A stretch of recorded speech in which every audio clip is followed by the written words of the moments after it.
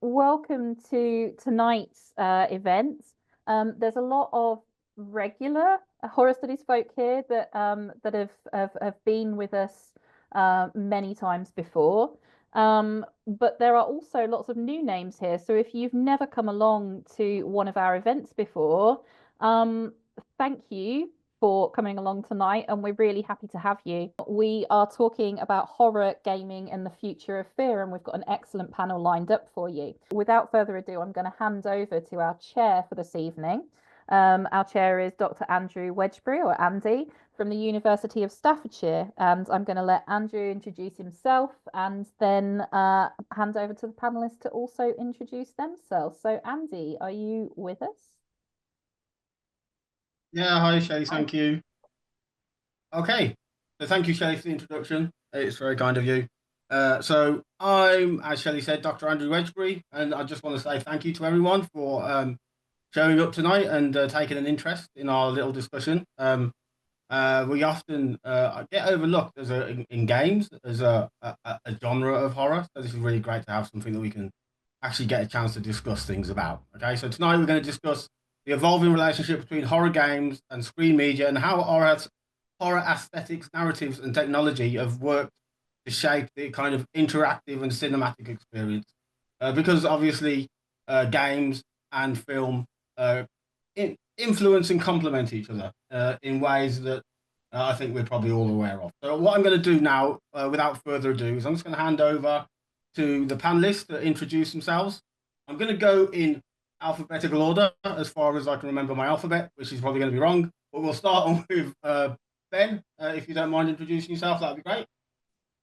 Yeah, thank you. Thank you, Andy. I have no webcam. I apologize. It is with my mother. So my name is Ben Rimmer. I am a technical animator at the University of Staffordshire, but I am doing a PhD in horror and tabletop role-playing games with under supervision of Professor Esther McCallum-Stewart. And I'm really big into Alien. So I'm going to hopefully talk about how gaming in a role-playing sense and in an emotional player connection aspect can be related to media and the experience of interacting with horror. Bonus points for how many times you can fit xenomorph into your answers or questions. That's me. And it should be Chris next. Let's see. Yeah, hand over to Chris next.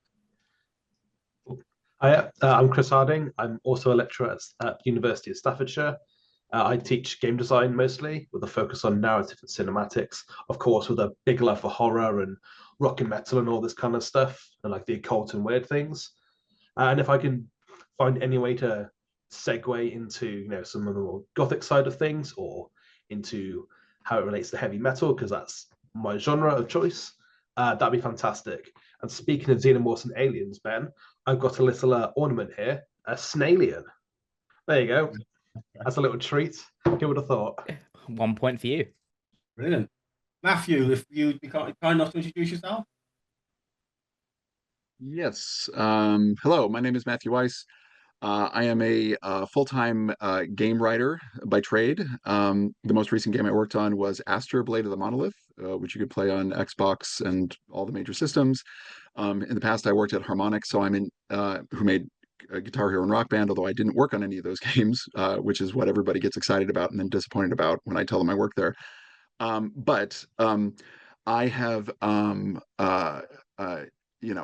been a narrative designer professionally, industry-wise, for a long time, but I also have one foot in academia. So in addition to being a professional in the industry, I am a teacher at the NYU Game Center here in New York City, where I am now. And I literally teach a class on horror video games and their narrative design and how that narrative design comes explicitly from cinema, literature, and folklore. So that is why I am on this panel. Excellent, thanks, Matt. Sharon. As ever, it takes me half a minute to unlock my audio, which is funny because I teach audio design as part of computer games at the University of Staffordshire. So I'm a senior lecturer there. Audio is my specialism, but what I write about frequently and often is the way that audio links through to the narrative feel of a game, textural audio and the way that it literally makes us feel, but also representation and concepts of morality within things like horror film and horror games. And that's me. Thanks, Sharon. And last but by no means least, Tanya, if you'd be so kind as to introduce yourself. Hello, everybody. Yeah, so I don't know how to do a potted thing of what I do, but I guess I wrote my first paper on horror games back in 2000, which was hands-on horror. Nobody really written about horror games at all before then, a little bit, bits and pieces. So I guess my, bringing up to sort of slightly more towards the 2020s, my kind of interests really are folk horror, weird, gothic. I've been quite interested in seeing what video games do to kind of gothic tropes. So I'm really interested in agency and how horror kind of takes agency away and brings it back again, and what's going on with, you know, game mastery and how we master the unconscionable. And I'm interested in, you know, obviously the emotional aspect of that, but also the visual aesthetics of that. I'm become really keen painter recently, using augmented reality as a way of interfacing with the Gothic. In terms of research, quite a lot of my stuff's been quite jobbing research recently. So I've been making a game with young people who've suffered very serious trauma in their lives, and trying to find ways of kind of gamifying. That sounds a bit trivializing, but making that experience into a game, both as a sort of therapy in the making of, in the co-design of that, but also thinking about horror, not just in the generic terms, but actually how we might think of that in terms of more serious games, and how we deal with all of that stuff that tells us we're all going to die soon. You know, how we deal with entropy, how we deal with death, how we deal with the unconscionable, how we deal with our own monstrosities. So yeah, and I'm at Falmouth University in the Games Academy. So I think that's about me, really. Thanks. Thanks, Tanya. You undersold yourself a little bit there. We're all huge fans of your work, so thank you for coming along. And I didn't mention the secret world, which I meant to. Best MMORPG ever. Yeah. Okay, thank you. So I suppose the kind of in theme with this discussion, I suppose the first question to kind of ask the panel is, you know, horror games and screen media have kind of long influenced each other. So how do you think the relationship between those two forms has evolved in terms of aesthetics and narrative over the years? Are there any pivotal moments that stands out as transformative to you? Ben, I suppose you're probably the biggest film buff in the room when it comes to horror film, apart from myself. Well, I mean, Alien, how can we not, right? I mean, if we look at Dead Space, it's just Alien, but they're both very, they take the same kind of approach to cosmic horror, to space hates you and space wants to kill you. But they handle it in a very, they both go in kind of like a different route with it. So Alien goes with the, look at this monster that's going to do horrendous things to you, and is going to, the alien, the xenomorph inherently violates you, which is what makes it quite scary. But the necromorphs in Dead Space kind of focuses a lot more on the body horror element. I mean, Alien does as well with the chest burster, but I think Dead Space, does it more effectively, mainly because the big difference between the two mediums is a film you watch and a game you play. So when you're getting to interact with that, and you're getting to explore that, and you're getting to, you know, the game makes you dismember the enemies when you fight them, right? So it makes the player have to commit acts of aggression against the enemy to kill them, and eventually, you know, as the game goes on, you kind of get used to it and you soften to it.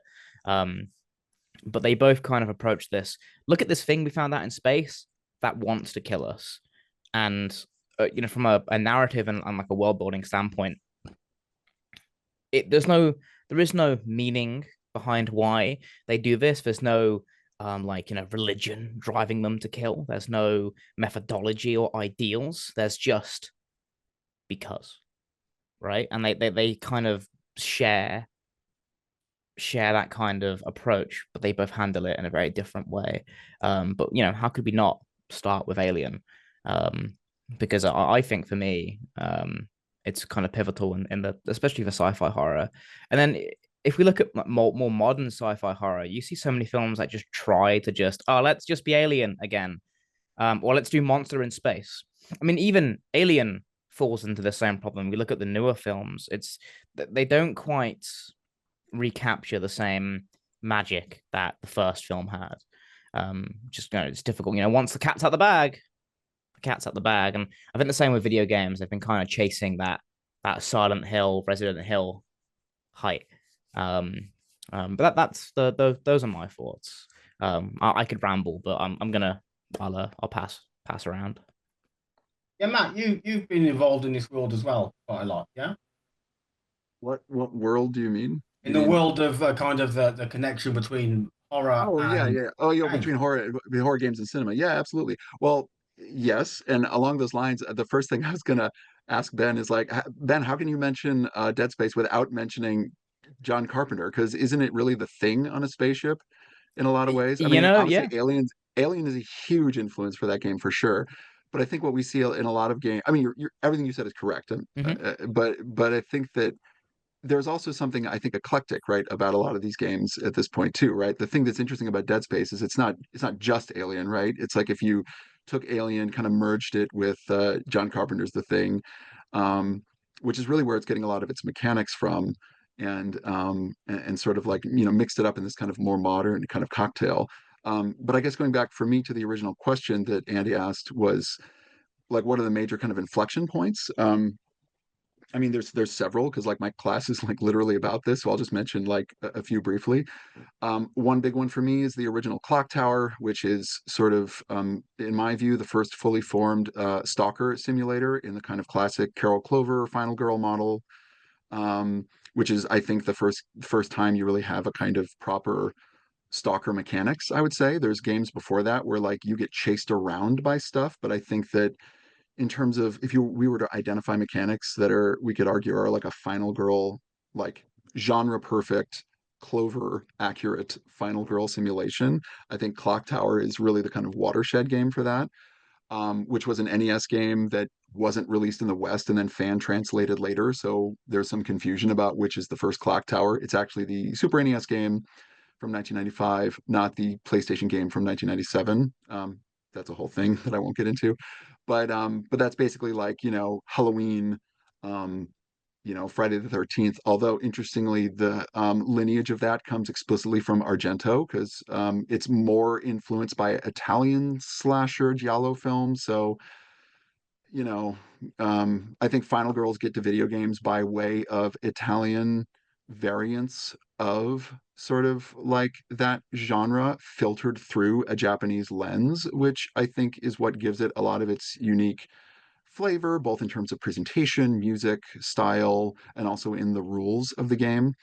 I also think, to mention Alien again, there was a connection between the original Alien and Stalker mechanics. Of course, you know, before the second Aliens film, you know, the alien was a stalker. People have talked about Ripley as a final girl, even though that's kind of, Alien is a little bit more complicated than just, you know, classic stalker stuff.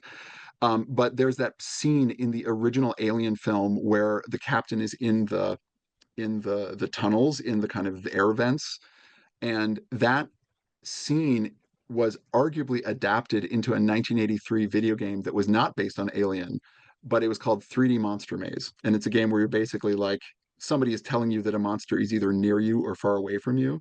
And I think that's where a lot of stalker mechanics come from. So anyway, I'll stop talking there, but like that's like an example of kind of like where stalker mechanics and Final Girls kind of like enter video games at a watershed in a moment. We could also talk about other stuff like zombies in Resident Evil 1, which also is another big watershed moment. But I'll shut up for a bit right now because I don't want to keep going on this. No, that's great. Thanks, Matt. Yeah, I think what I'm really interested in as well is actually zombies. And Sharon likes zombies. Tell us about what you know about zombies, Sharon, or what your thoughts are on zombies in horror movies, in horror games. Well, what I was going to say was actually coming off what Ben was talking about, and I'm afraid we're back to Alien. Sorry, I'm not hitting the zombie route right now. But what is really interesting is the really strong connection through the mise en scène of video game to horror. If we take Alien, a lot of the horror in Alien, and it's minimal horror, a little bit like in Halloween. It's minimal horror because we're starting to set our genre boundaries out with these films, is the way in which we actually create the mise en scène, how we use the sound. Now, obviously, in a game, we have control of the camera as we don't in a film, which is one of the primary ways we can use a jump scare in a film, because we can't actually see where the creature is at all times and we can't keep track of it. But the mise en scène disguises the presence of creatures. It disguises the presence of things that are threatening and things that are not threatening. And it toys with us in that way. And a lot of video games do that as well. So we can look to something like BioShock, which does this beautifully, because it creates this idea that sometimes the sound is on your side as a player. There are monsters out there and we need to kill them. They are kind of zombie type monsters. But at other times, the game plays with us and it gives us sonics that actually are throwbacks to the past of the place that we're in. It's information that is useful, but it's not threatening to us. So that idea of kind of keeping that tension and suspense that a film offers us by disallowing us to see certain parts of the mise en scène at times through the camera, the game will trick us into thinking there's a threat when there isn't actually a threat. Resident Evil does this as well. It brings a lot of things up from behind us. So again, it's that 360-degree use of the mise en scène that we're disallowed as cinema goers. So that's a really interesting kind of idea about sound and picture that start to bring these things together. Yeah, I think the whole idea of mise en scène is really interesting. Someone's going to come back to in a bit as well, Sharon. So that's really, thank you for bringing that up. Has anybody else got anything to add to this question about pivotal moments that kind of stand out as transformative? Yeah, I think I've got a couple of things. Okay, so I think it's really important to talk about the distinction between 2D and 3D games, because that changed the nature of the way that you can deliver horror from a design perspective. So I think that's a huge moment. And actually, once you get, I mean, oddly enough, a lot of 2D games were very different. They were more kind of literary based, I guess, because a lot more text, that kind of stuff, sort of, you know, moving images, but not kind of in the way that you'd expect a movie. I think 3D makes a huge difference, but of course it puts you in the present, and you you know, that everything is around you, the player, and that's very rare in cinema. There's a couple of examples, you know, that are trotted out all the time, but and I think actually that starts to make a distinction between the media, and it starts to get really very clear that that 3D can put you in a situation where you have to act, not watching somebody else act, but where you have to act or not act, depending on the situation. So for me, that's absolutely a design shift that we shouldn't really sort of dismiss. The other thing I think that's kind of pivotal for me was Silent Hill, because I think Silent Hill set the agenda for something that was, and actually Matt is much more interested, you know, knows much more about the Japanese horror games than I do. But what really intrigued me about the Silent Hill games was the use of sound and the use of what I think of as blocking the line of sight. And if you look at a lot of folk horror films, and horror films, unlike most movies where you've got these big vistas and you can see what's going on and you can see relationships between things. So in Silent Hill, you had exactly the opposite. And in a lot of horror, you've got the opposite, where you've got blocked lines of sight. And in a way, it arose in Silent Hill in a rather extraordinary way, which was to do with resource management. And so suddenly you had this situation where you had mist because you couldn't see into the distance because your computer wouldn't render it, at the same time as having some kind of visual cue that something was in the mist. And the previous speaker was talking a little bit about that, but that sense of kind of closing down your depth cues so you didn't know where something was coming from was so effective in Silent Hill. And I haven't played the new one because I'm scared to. Anyway, so there are two pivotal moments for me. Thanks. Yeah, I haven't played the new one either, because I don't seem to have time to play games these days, which is really odd, seeing as it's my job. But never mind. Has anybody got anything to come back on? Ben, did you want to add anything to that? Yeah. So Tanya talks about 2D and 3D games being like it makes you have to consider how you design horror differently. But because I research into tabletop role-playing games, it takes it like almost a step even back from that, because now it's just imagine the horror, and that completely changes how potentially you interact with it, because it's still a game, but you're having to describe. It's almost like reading a book, except it's a book you can interact with, right? And considering how a game master, or how in that setting, how the game system or the game master is going to effectively deliver that horror to allow players to allow themselves to be afraid, because they might not necessarily, that they might just think, oh cool, I'm just going to play a game, right? And they might just sit down and play it, and they might not necessarily be scared. Whereas in like a video game like Silent Hill, with the static radio and the ambience and the environment being cut off and the player being isolated, it sets that tone immediately. So you pick up the controller, you walk around, and the player goes, uh-oh. But in a tabletop setting, that is all reliant on that being set up beforehand, and it's reliant on the players buying into it. So there's almost like an additional barrier there to make that effective. But I just thought that was really interesting that you'd mentioned that, Tanya, that there is, definitely that it has to be approached differently, and different mediums can weaponize different stuff, different methods effectively to scare people. Yeah, that's me. Yep. Absolutely. I agree with you there, Ben, especially when you think of like the tabletop space. It is such a unique and interesting medium to tell stories through, because it's not like you've got potentially a lot of visual aids or audio aids, or you've got a lot of engagement but a lot of buy-in for the audience. It's closer, I suppose, to like telling stories around a campfire, going back to that kind of like like succumbing to the magic circle, getting lost in it, and not becoming active in the narrative that's being collectively told, as opposed to like I know we touched on it later, but being passive with like film, for example, or being active. It's, you have to do both and engage in a collaborative environment. So it does kind of add an interesting texture to it, that you have to force yourself to believe in it because it's not being shown to you. You have to succumb to that magic circle. It's always quite interesting. I love doing horror modules for D&D, or other tabletop things. Like how much can I traumatize my friends before they say let's do something different?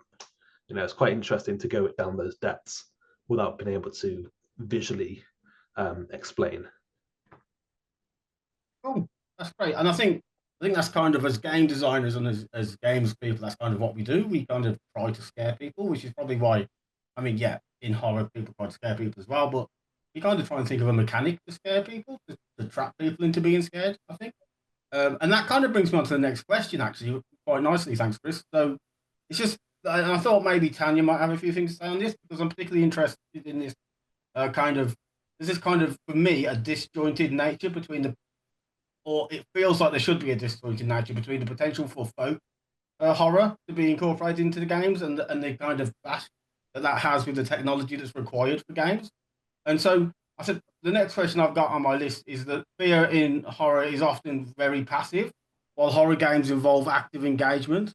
So how does the shift in spectator to participant change the way horror stories are told and experienced. I suppose for me personally, that's particularly in reference to kind of horror games and the digital world within the natural world, so within folk horror and such kind of genres. So, what unique challenges or opportunities arise from the transition? Do you think, Tanya?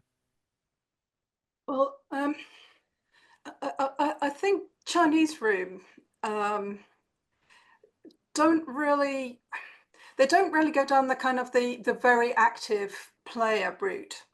And in so doing, I think they're closer to the spirit of what I think of as folk horror, because I think folk horror depends on taking agency away, of making. So I think what's the new one called? Still Lies the Deep, something like that. And it's really interesting. That game has both claustrophobia and vertigo all going on at the same time. So it's emotionally driven, if you see what I mean. And it uses a very enclosed space, a bit like the Alien spacecraft and John Carpenter's various Dark Star. Was it John? Anyway, so what they're doing there is kind of creating this kind of incredibly intense kind of negotiation between realism and the kind of, you know, sort of something from the Cthulhu scene, you know, that kind of stuff. And I think it's when a game sort of takes your agency away or gives little parts of agency but then removes it, that actually that's when you get to something that's really interesting in horror. What I'm not interested in horror is kind of, you know, Doom-alike. And Doom-alike have got lots of horror imagery, you know, that kind of stuff. But for me, that's about mastery, and it's not about that really delicate space of being having agency removed from you, which is what I think is sublime. And I think Chinese Room did it really well in at least 3 of their games. And that is a bit more like poetry than I don't know, you know, epic novels kind of thing. But that's what it hinges on. That's where the sublime is. That's when you realize the real of death, is those moments when you're trying to grab something, but it's really difficult to do that. So I guess it's just, you know, I'm less interested in sort of splatterfest type stuff or high octane stuff. I'm interested in those things that are really kind of getting to something metaphysical. Sorry, that was a bit long. No, that's fabulous. Thank you, Tanya. That's really, really interesting. Has anyone got anything to say about that or any thoughts on that? Yeah, I think it's quite interesting how because we have different levels of engagement for different genres. So you've got obviously Dead Space is a horror game that's very action heavy. You have a lot of power and control, like as you said, a lot of agency. And when we can go down like the academia routes and look into like the existential givens and think, oh well, here's the main things that humans are afraid of, like loss of autonomy, that kind of stuff. I think it's quite interesting when you have games that encourage you to be an active participant without much control over really what's going on. So from examples of a game that I've worked on, The Devil in Me, and those interactive fictions by like Supermassive, one thing they do well and poorly, I would say, is you have a lot of agency and control over those characters. You know the kind of genre of horror you're going to be experiencing. You know the general narratives, the tropes. You have your character archetypes, and it lets you play out that fantasy that you'd have. Say if you're watching other, like if you're playing Until Dawn, for example, and you're watching like a slasher fic, which is going to be like the final girl or the final boy, and you have that full control over it. And I think part of the problem, one of the facets of interactive horror is how much power do we give the players whilst they are engaging with that? Because if I want to like fight something that's spooky and scary, and I've got a lot of control, like some of the more action focused Resident Evils, not saying the other ones aren't, but some of the more recent additions, it feels like it. Perhaps that's because of aesthetics and gameplay has improved or developed over time. But when you've got passive horror, you kind of just have to sit in it. You know, if you're watching a film, you're experiencing that situation. Everything is played out for you beat by beat. You must go through these trials to get to the end, to have that revelation or the finality of it. Whereas in games, because you have a lot of control over it and you can choose your own pacing to an extent, I feel like being an active participant can sometimes hinder the actual narrative and the experience in those ways. If that makes sense, like I like some horror games to just, here's the story, you're going through it, it's going to suck. Like say Outlast, for example, it's very direct. You don't really get any exploration or anything like that. This is the experience. You will pass through these trials. Whereas some games that let you kind of gain experience through it or give you a lot more power, that's not something I'm particularly interested in, I'd say. Sharon, did you have something to say on that? I just Sharon noticed you or popped. Sharon? Me. Yes, I did. So I'm also super interested in games that are a little bit like to what Christopher was talking about.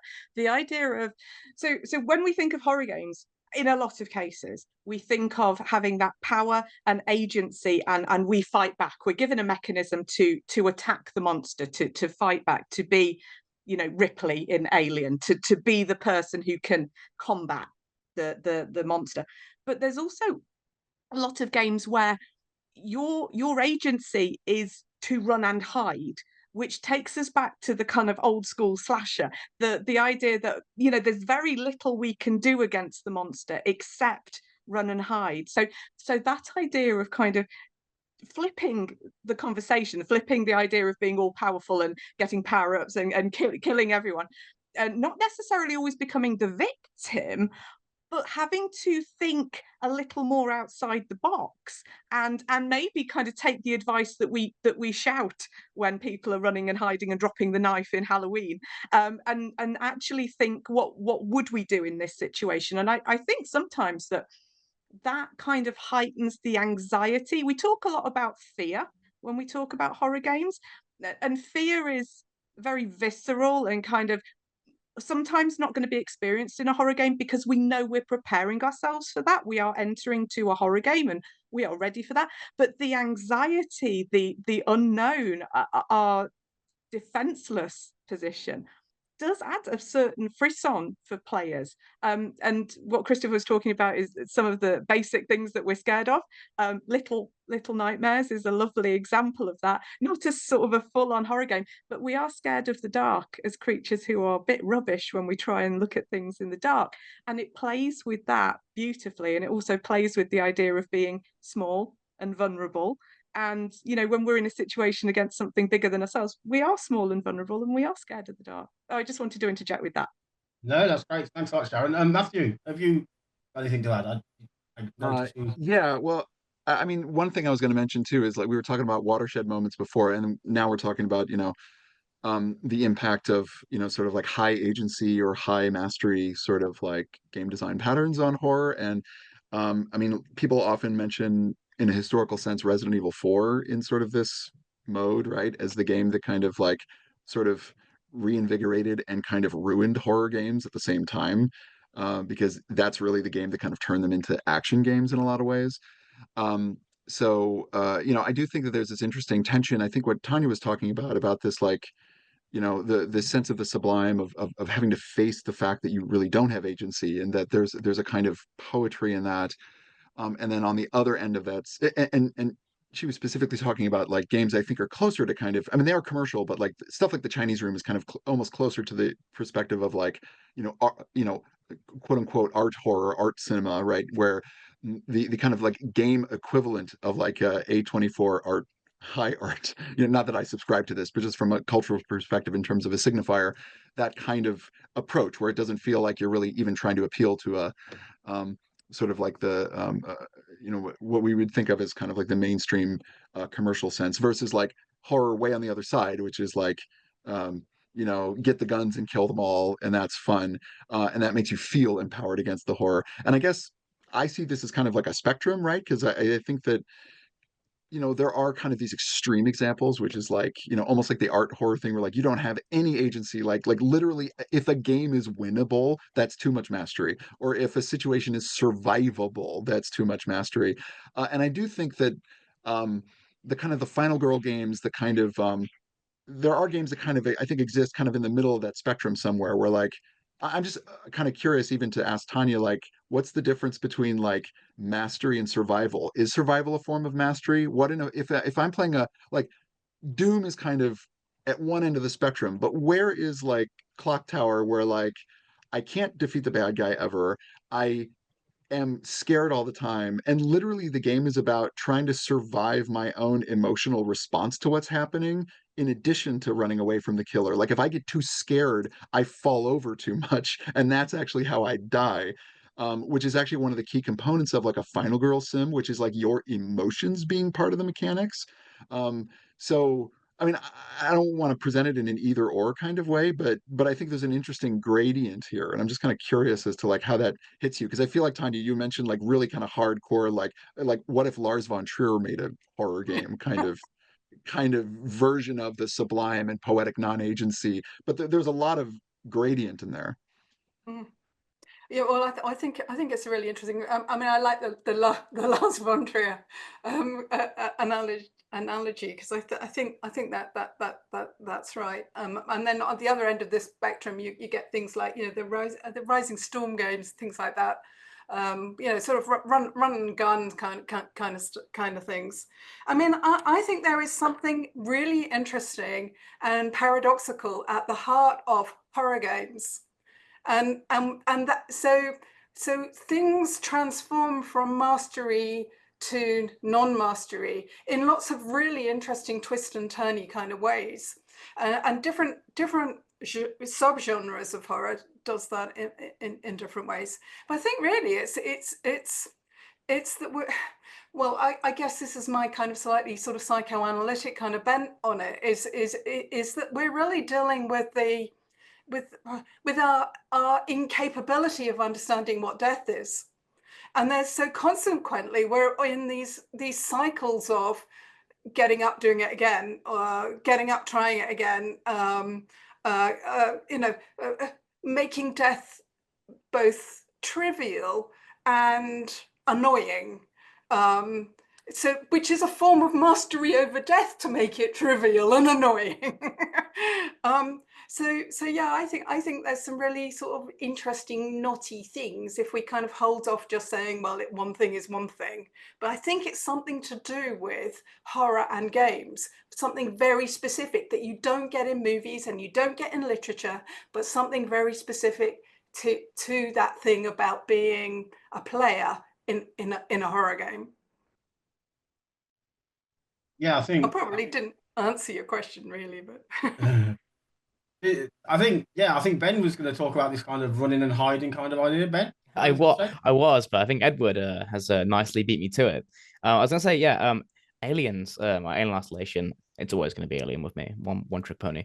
Does it really well, and when you know horror video games were coming out, Alien Isolation really kind of flipped what a horror game should be when it came out, or at least that's how it felt to me. Because I was growing up when this game came out, and it was like, cool, let's play the horror game where the alien you can't kill, you can just piss it off and make it go away. And it really made you feel like Ripley, right? You're hiding from the monster's coming for you, and all you can do is make it go away, cower underneath a table or a footlocker. Or when you get the flamethrower at the end of the game, you have something that you can use to make it go away. But what was good about this was that the game nicely push and pulls this. It doesn't. I feel like it doesn't abuse it too much because the game it designs hopelessness but not helplessness for the player. So the player knows that they can do something about the threat. They can survive. They can't conquer the threat, but they can survive the threat, right? They can use something to make it go away. And And you know, as the player gets comfortable with that, the game gives you a gun pretty early on, and I think it lures you into a haha, I have a gun now. It doesn't mean you can do anything against the alien. It's still going to instantly annihilate you, right? And usually in quite a brutal fashion as well, which is great. But then as the game goes on, the alien learns, and I'm sure we've all watched the 10 million YouTube videos about alien AI, the alien isolation AI, and how it revolutionized horror AI. But it made the creature feel adaptive, and it meant that it made the player go, oh, okay, I haven't figured the game out yet. Because in a video game, once you can game the system, or you can figure out how to run loops around Mr. X, or you can figure out how to run through hordes of zombies without taking any damage, you know, players will optimize the fun out of everything, right? And the alien doesn't let you do that because it appears to learn and it counteracts you. And that makes it really scary because it is always going to find you, right? The monster or the thing that is seeking the player is always going to be able to find you one way or another. It is coming for you. And the only thing you can do is run. And that's great. The problem is that it works great in isolation because it's a designed game, right? The environments are designed around this mechanic. The levels are designed. The golden path is designed around this. There's so much consideration designed into this. The player has enough kind of space to do that. But this gets flipped on its head. If you have an enemy or a monster that the player literally can't do anything about, and then they are helpless against it, then it's no longer fun. Right? So we all know that horror is supposed to scare the player, but ultimately the experience should still be enjoyable. I think fun's the wrong word to use because it might not be fun, but it should be enjoyable. And if, you know, your definition of enjoyable is, you know, watching someone get eviscerated from, you know, nape to crotch, then sure, right? But it should be enjoyable. And if you're presenting a creature that cannot be killed and the player is helpless against it, then you've got a problem. But if the player feels hopeless against it, then it's been created well, because it's looping back to the agency thing, right? You know, a horror scenario should revoke agency from the player, but shouldn't do it in a way where the player knows they're being revoked their agency. It should be done. Well, Stanley Parable, though, you know, then you could make that as part of your shtick, if you see what I mean, which the Stanley Parable kind of does, isn't it? Yeah, actually, that's a good point. And one of the things I was going to say about that, which I think is adjunct to that, and in no way critical of that, was I used to play a lot of Left 4 Dead, and with two of my friends, one of which was Douglas Brown, and I don't know whether anybody else played Left 4 Dead in a group, but we sort of built up the AI, the supposed AI in that game, into this kind of that was the monster in the game, not the kind of characterized monsters, but actually the programming of the game was the monster, because it was said that if you did certain things, then the AI would chuck things at you, so you couldn't stay still, you had to keep moving. And I was kind of interested in how you build that myth around the programming as the monster rather than the NPCs.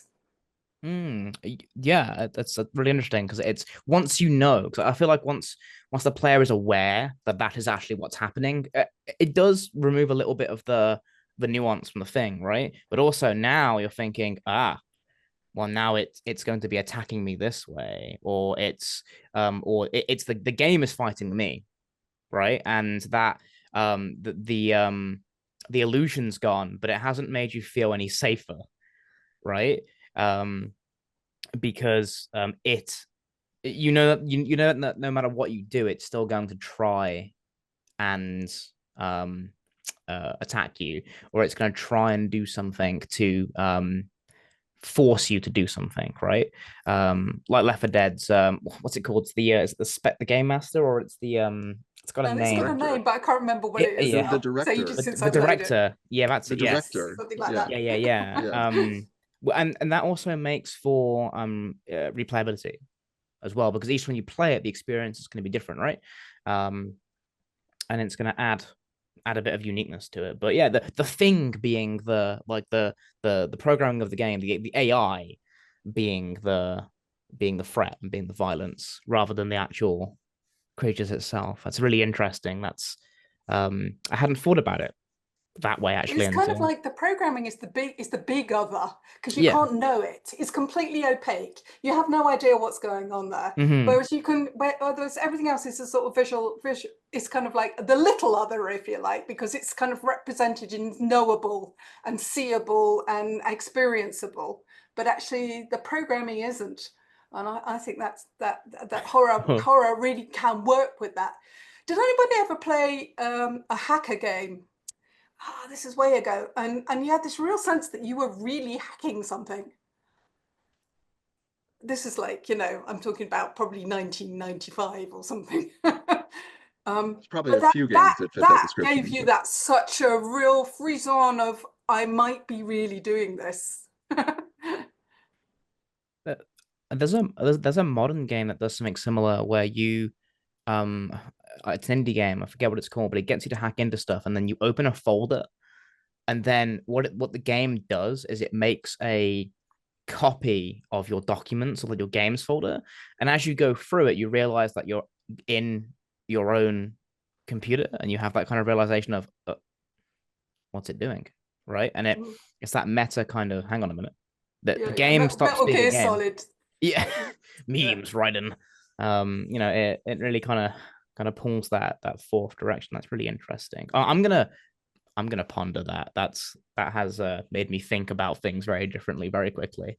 I'm gonna pass along. Yeah, that's been really interesting. It's one of those things. I think to go back a little bit, we were talking about environments and things. And I think one of the sci-fi movies that for me is all about environment that never gets mentioned enough is Event Horizon, and I think that kind of embodies a lot of what I think of and I'm probably completely wrong because I'm no expert in this area, but what I think is of as folk horror in a kind of space setting, that kind of loss of control, and it's almost all told through environment.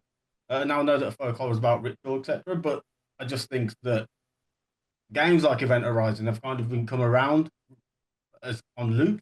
That kind of feeling kind of influenced the backrooms phenomenon in the 20s.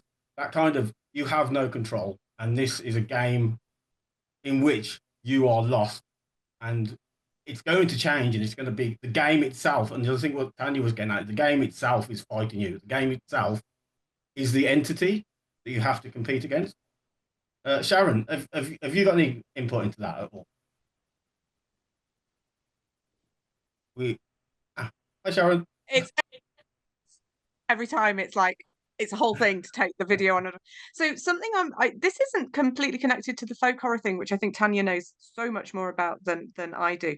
But the idea of spaces in game is a really interesting kind of concept and conceptualization, because obviously there are spaces that are somewhat knowable but unknowable to us, like spaceships. We know them from sci-fi. We have an idea about what they should look like and an idea about how they should feel and how they should sound.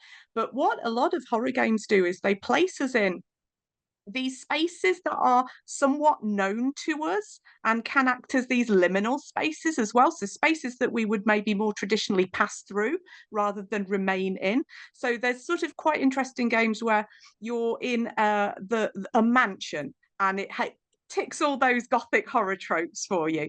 But there's also games like Weekday, where you're stuck in a school and you're a child and you are running from caretakers, ghosts, but in a space that should be safe and should be somewhere that you know, but you're there out of bounds. So it starts to give you these really interesting kind of juxtapositions about places that are safe, places that aren't safe, and that idea of kind of how we know a space, how we encounter a space, and how we traverse a space becomes incredibly interesting when we're playing in that space. Does that kind of make sense? I think that's a super interesting one. I'd love to throw that out to people if anyone's interested in that concept.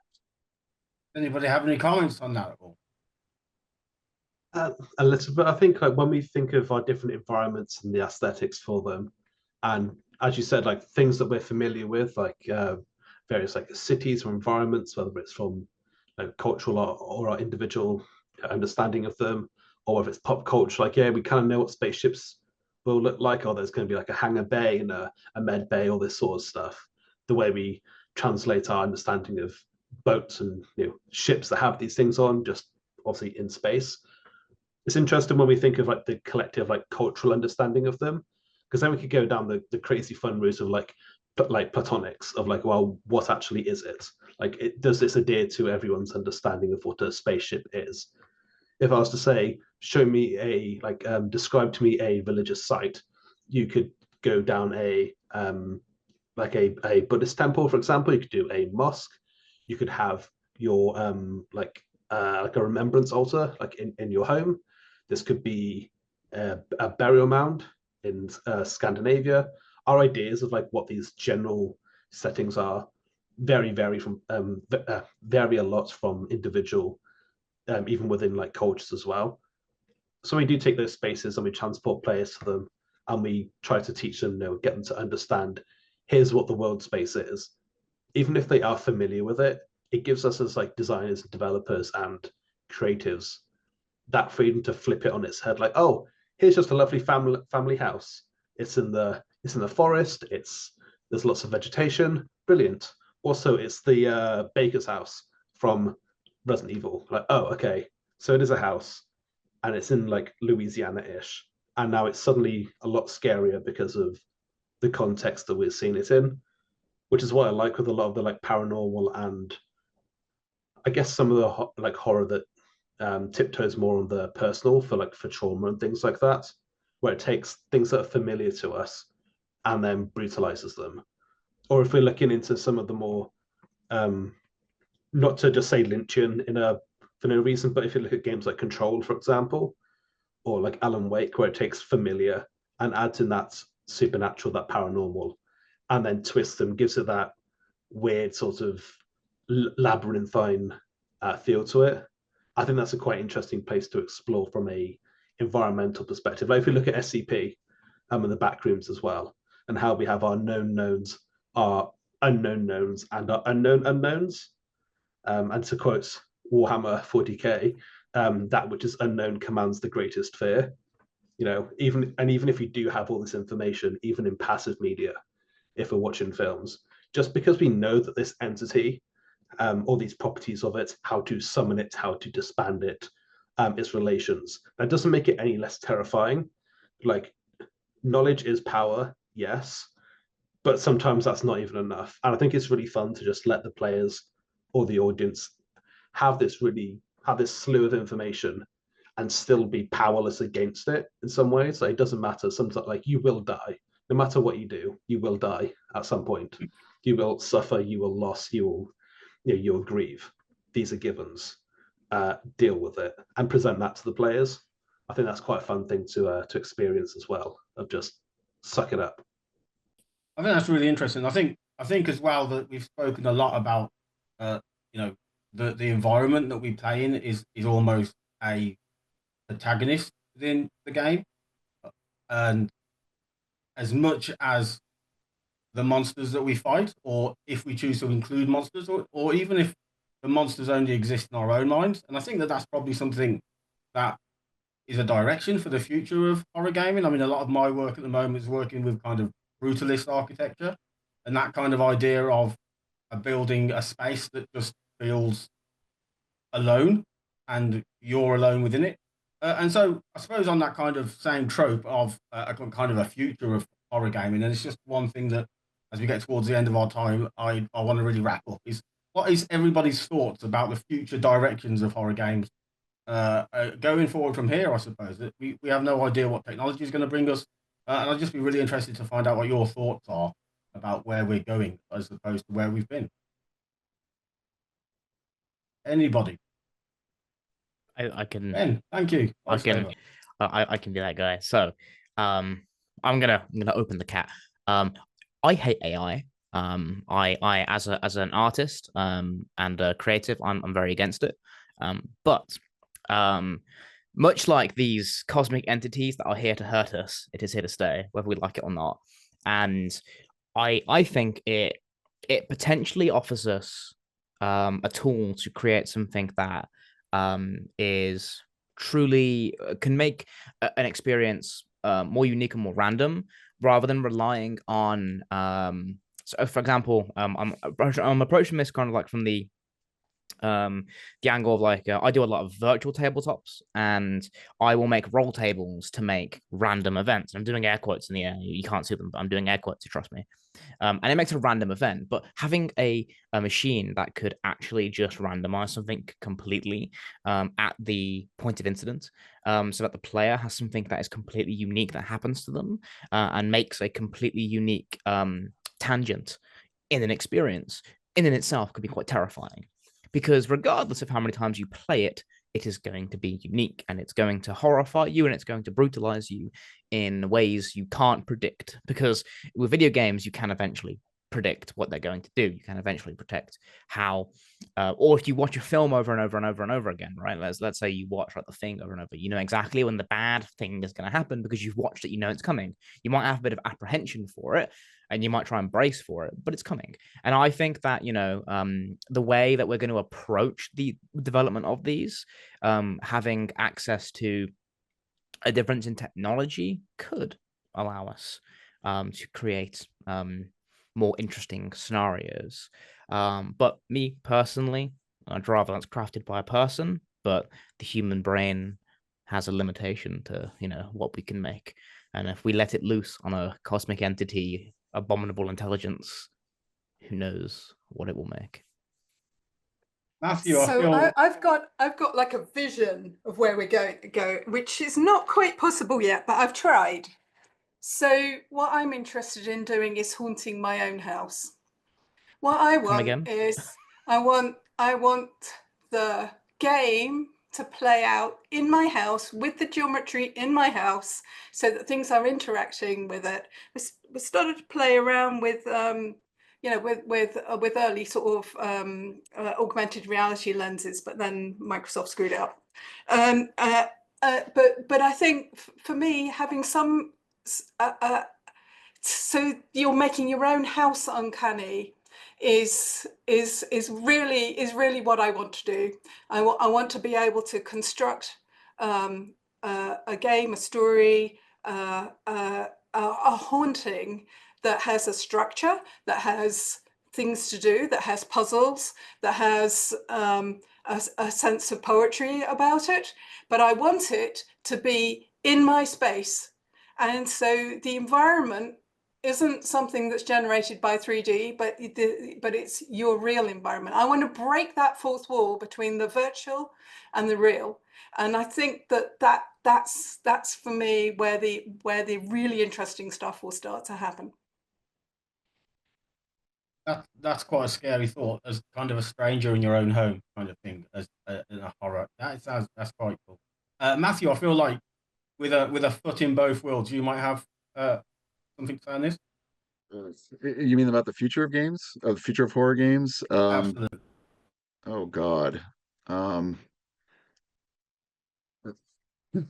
mean, oh God, I don't know. Not really. You know, it's horrible. I'm kind of like saying I don't really have an answer to this question. I mean, I don't know. Like, I don't even think about it in terms of like technology, really. I think about it in terms of like cultural and cultural currents.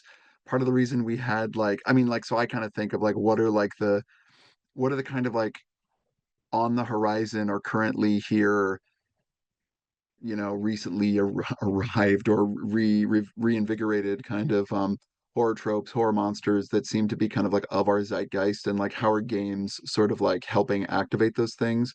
um I mean, in the past, the Resident Evil video game from 1996 did have a major hand in bringing back zombies in a broad cultural sense. um so you know, so there are kind of like these relationships.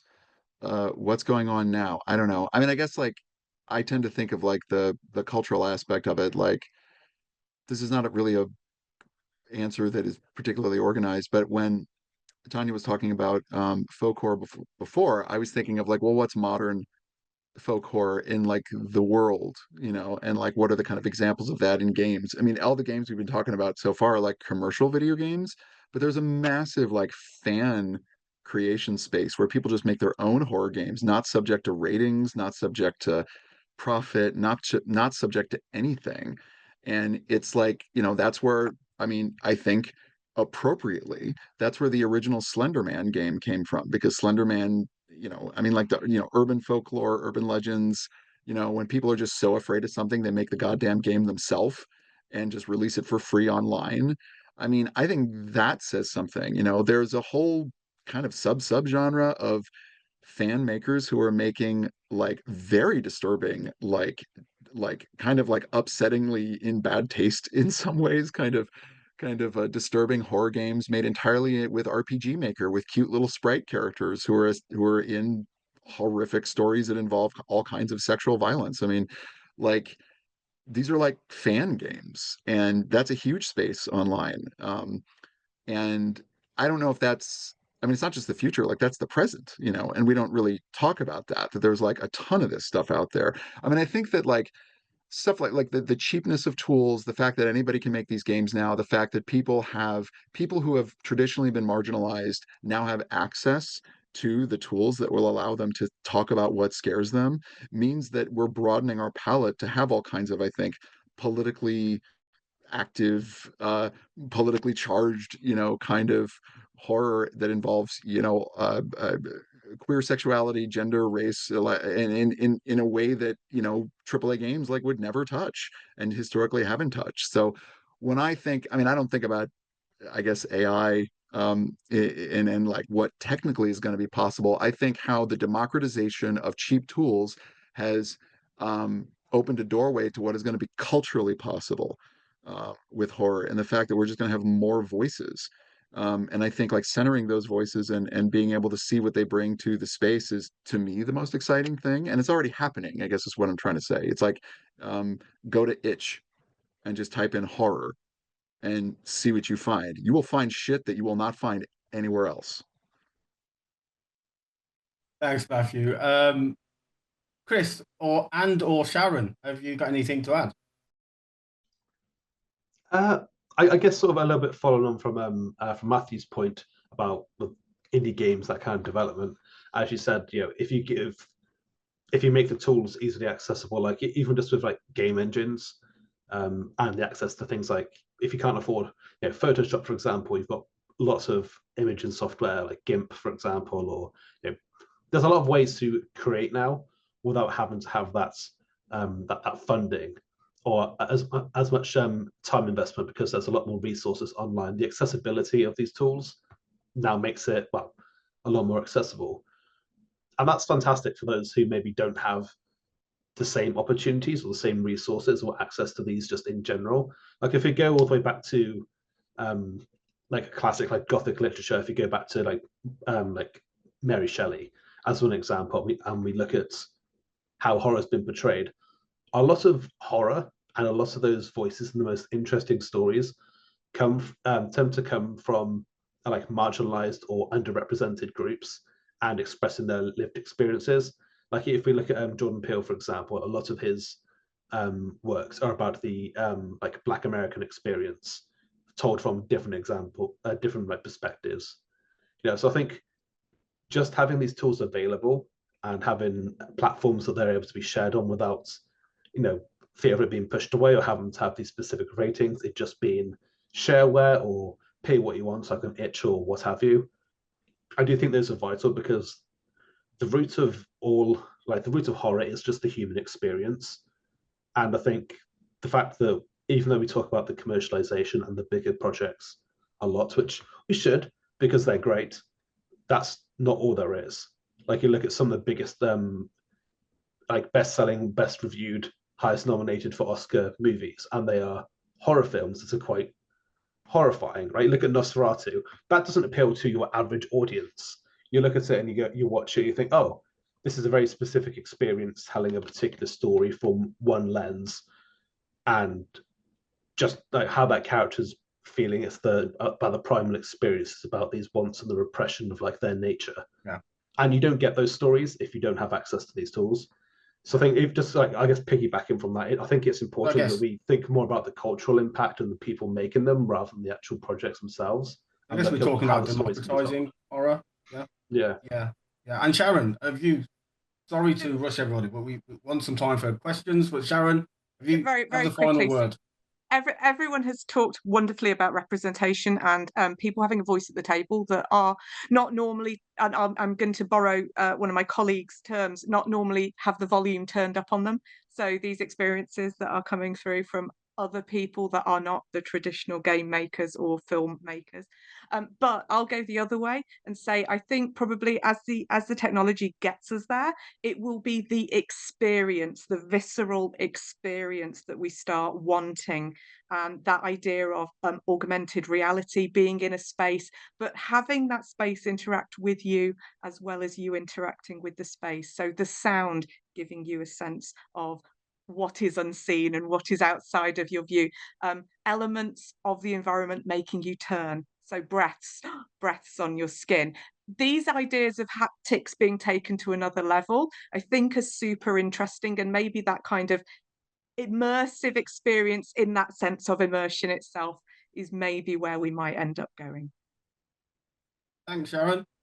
So thank you, everybody. I'd just like to sort of turn it over to questions now. We've got maybe 20 or so minutes. So if you have, okay, so we've got a question for Tanya from David Christopher.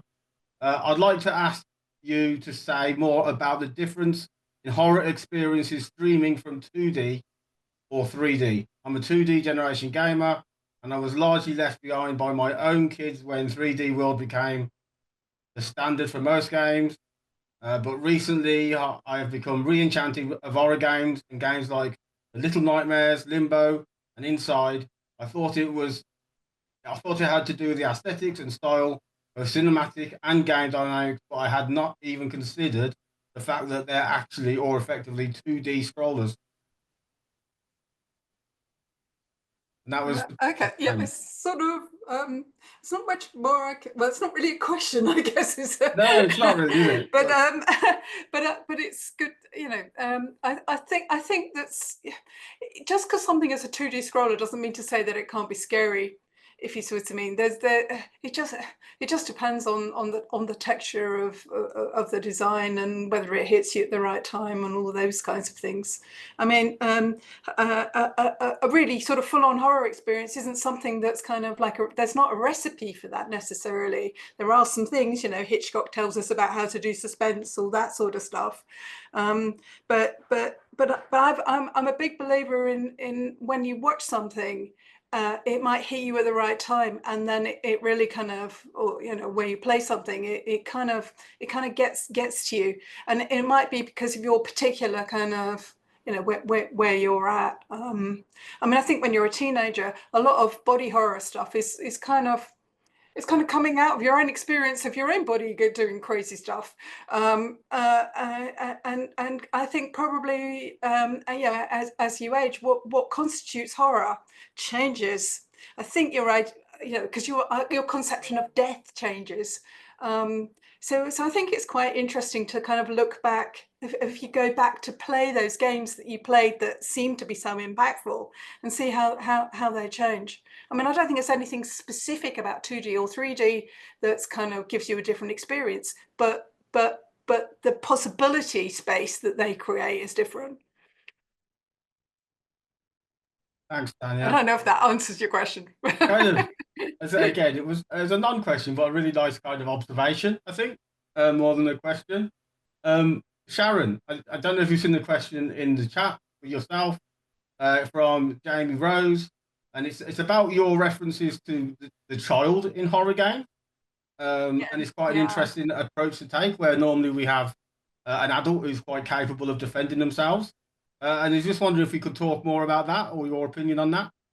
So it sounds really dark, but I'm super interested in the way that we use children in horror games and video games, in film as well. But that idea of some really interesting, I do write about this as well, some interesting kind of ways in which we accept or do not accept child death in video games is super interesting. Interestingly, where you would think gamers would be kind of pro that idea of an immersive, realistic environment. So if some people are dying, maybe all people must die, therefore children will die in the video game. a lot of people get very turned off by the idea of child death, and then in games it's suggested rather than experienced within the game. So if I take The Last of Us, it's generally more hinted at that these things have taken place through the mise en scène, rather than a major climactic thing that you as the player take part of. There is death within it, but the game takes over for you.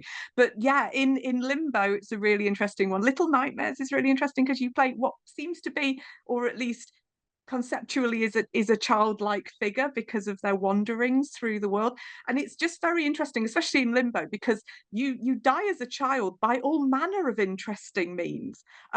It's all in silhouette, but very interested in that idea of having that agency taken away from you, and you being somebody who has to navigate the environment more by your wits and understanding of puzzle and how things interact, rather than being a wonderful person who can just kill and maim, as I do in Dead Space on many occasions. Sorry, Andy, you're muted. Thank you, Sharon. Thanks for your answer there. I got a question from, and I want to say Eli, and I hope I've got that name right. You want to ask Ellie. Sorry. Hi everyone. Thank you so much that was such a fascinating panel and such an exciting collection of speakers as well. So I study folklore and horror cinema, so it's been really interesting for me.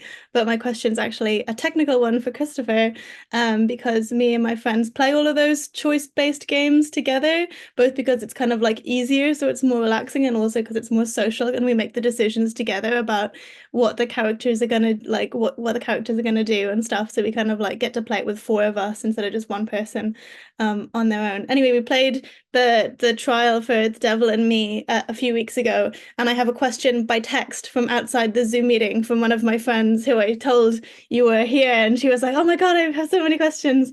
So it's just about how much of the cinematics do you film with the actors beforehand, or do you just take a 3D map of their face and then you animate everything? So it's sort of like it's a question with a couple of answers. Thank you for your question as well. I'm glad you're enjoying it. They're all great fun to work on. It's awesome games.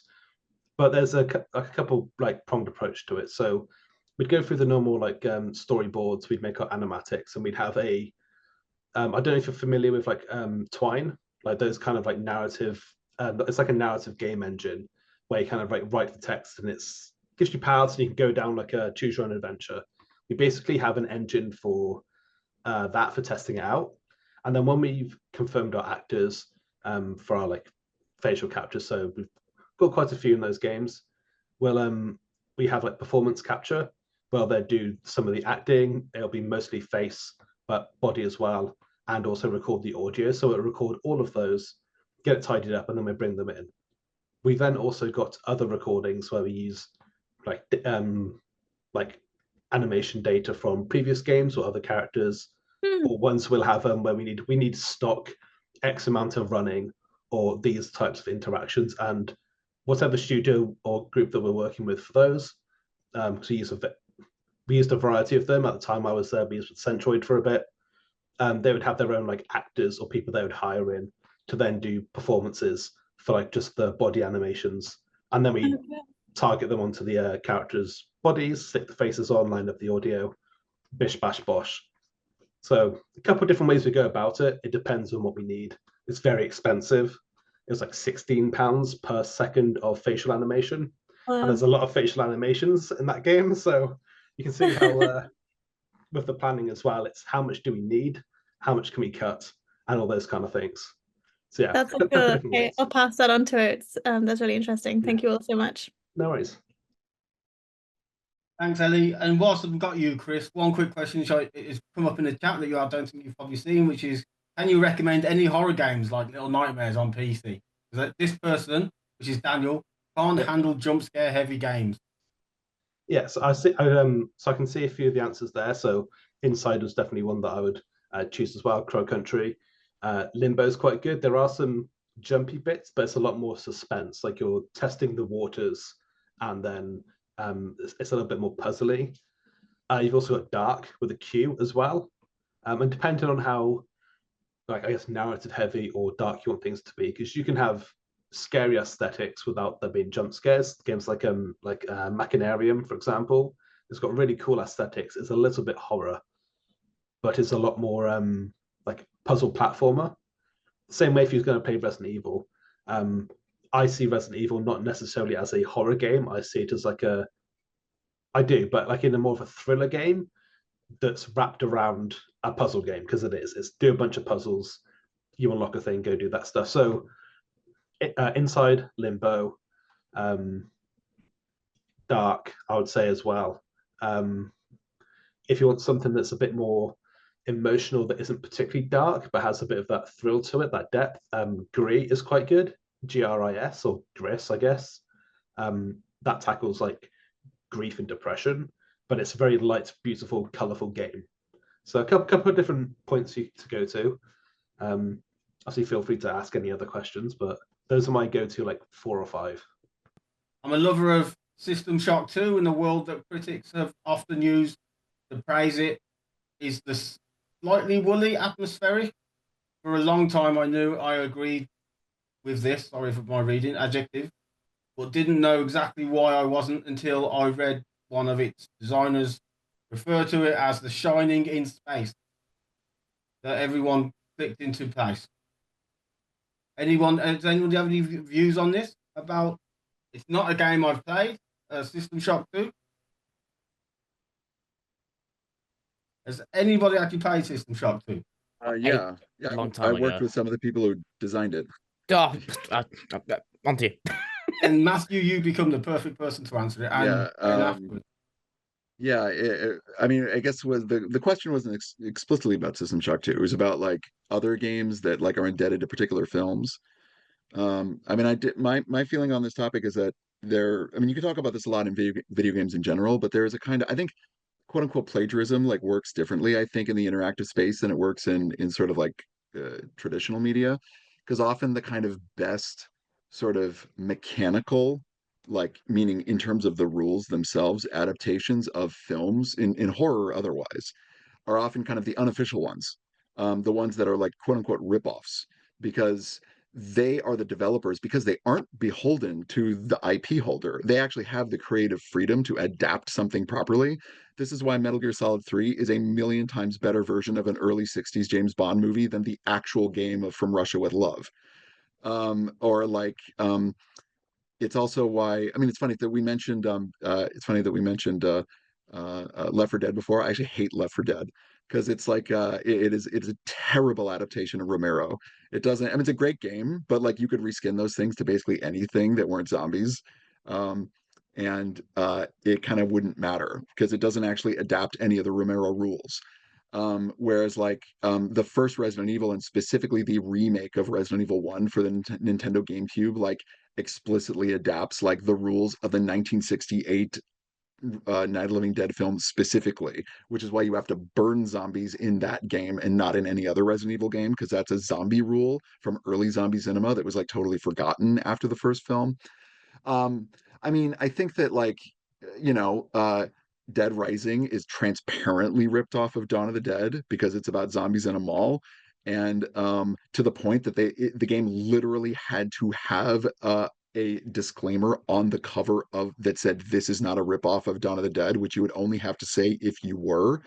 So that's a great example. It's funny, I never thought of System Shock 2 being The Shining in space, but I mean, I guess it kind of is in some atmospheric sense. But I mean, like, so I think that there are some examples that are pretty egregious. Like I mentioned before in the chat that I keep mentioning Clock Tower. The original Clock Tower is almost a paint by numbers ripoff of Dario Argento's Suspiria. The main character is called Jennifer because the main actor, or not Suspiria, Phenomena. The main actor in Phenomena is literally Jennifer Connelly, and the main character in Clock Tower is named Jennifer, and she looks like Jennifer Connelly because she is Jennifer Connelly because it's ripped off of Phenomena. So I mean, I think that there are some games which, in their kind of like single-minded effort to rip off cinema, but because they're doing it with kind of no regard for like whether or not they're actually ripping it off and don't care, they actually have achieved a kind of like, from my perspective, a more authentic adaptation than I think like the official games often do. I think partially this has to do with like Japanese games doing it, because sometimes they would just rip off stuff in Japan and they would just like, oh, who cares? This Hollywood movie we're ripping off, nobody cares. But I mean, those are the examples I can think of off the top of my head. But I feel like in and out of horror, there are lots of good examples of that. I love it when I literally have a workshop in my narrative design classes that is like rip off a movie, and like we've done like adaptations of like Hitchcock's Rear Window as a dating sim and all kinds of various things. So I think that's a really fertile area, and I think games that rip off movies systemically are actually some of the best horror games there are. So yeah, I could probably come up with a better list later, but that's my thoughts. Thanks, Matthew. Ben, I think there's a question in the chat that you kind of already acknowledged that you know the answer to. Yeah, so I've noticed this anecdotally myself. Like, so I run a lot of horror TTRPGs, and there'll be times when something will happen or someone's going to fail a roll comically, and everyone at the table kind of looks at you and goes, you're dead. And that there is this moment of where the players laugh at each other, or in a video game when you're fighting a monster and it gets stuck behind a door and you sit there and go, loser, it can't get me, and you run in circles and you kind of like mock the creature. And there's this kind of moment where the horror game becomes funny. And I think that this is not necessarily a bad thing. I think it allows the player to it's a stress response. Or at least I believe it's subconsciously, right? Obviously, you're not undergoing any kind of real trauma at that moment, right? But it's you as a player trying to alleviate and rebalance and regulate your emotions in that moment, right? And when you're allowing yourself to realize, oh yeah, it's just a game, and I'm trying to maintain level, it allows you to kind of push through and fight your emotions, right? And it's the same thing when you're live streaming, right? If you're live streaming a game and you're having that interaction with someone, the live streamer can use that as a way to regulate their emotions, potentially, right? That isn't going to be the only reason why they're going to do it, but it could be used to help regulate what they're feeling or how they're feeling afraid. Also, when you're streaming, there's entertainment value to it. So you have to be entertaining rather than just being afraid, like scared shitless of stuff. You have to add that kind of entertainment to it. But I think horror games don't have to just be scary, right? If something is just brutal and violent and scary, I think you're going too hard with that. And you have to push and pull the emotions, because then you can show the viewer, the player, or the reader, oh, here's the other end of the spectrum, and here's what this currently, this isn't scary. And then it becomes scary, and it gives you a point of reference to compare to, what was good versus what was happy versus what was angry. So I don't think it's a bad thing. I only think it's potentially a bad thing when the players or the audience doesn't allow the game or the instance to retain back into that horror space, or to let the streamer lock back in, right? If you're doing it in a way to pull away from the experience, then it's a negative thing. But we're all human, right? And we play these horror experiences, or we want to experience these horror experiences because we have some kind of underlying need to be destroyed by a monster in the dark for some reason, right? We actually don't want that to happen to us. We don't actually want to die, right? So we're not actually wanting to be angry or be upset all the time. So it's important that emotions push and pull with that. Oh. But yeah, I think horror can be funny sometimes, and that's okay. It's okay to laugh in the face of despair, because there won't be time to laugh after. Thank you. Matthew, could you answer one question extremely quickly, because you're in this particular space, about the adaptation of films? It's not really a question again, but more kind of opinion, I think. The adaptation of console games that are horror film adaptations, Jaws, Friday the 13th, and Texas Chainsaw Massacre. which is a question by James Rose. What are your thoughts on that? Well, just very Sorry. quickly. I mean, I just think that I mean, I kind of, not contrary to what I was saying before, but I think that like I don't think that something being an adaptation, I don't think something being sort of like an official IP licensed version of a film makes it automatically a bad adaptation. I just think traditionally it's been kind of, ironically, harder to make it a good adaptation because of the control of the IP holder, essentially not letting people experiment. However, I think there are some good ones, and I do think that the new Friday the 13th game from like a few years ago, the one that's literally called Friday the 13th, the game, being like a multiplayer game where like one of you is Jason and then the other, like, I mean, that makes a lot of sense, I think, right? So I think that like it's not a I kind of more mean like historically. Well, I just think I think you shouldn't like dismiss something because it's kind of not an official adaptation. I think you find lots of diamonds in the rough there. There are some good official adaptations that really do get the mechanics right. So I think, I mean, it depends on the game. Thanks. And Laura, sorry, we've run pretty long, but welcome back. No, you're absolutely fine. Thank you very much. Perfect timing. Thank you so much, Andy, for sharing, and thank you to all of our panelists. And thank you to everybody who's come along. Some really great discussion in the chat tonight. It was really active, lots of good questions. So thank you so much, everybody.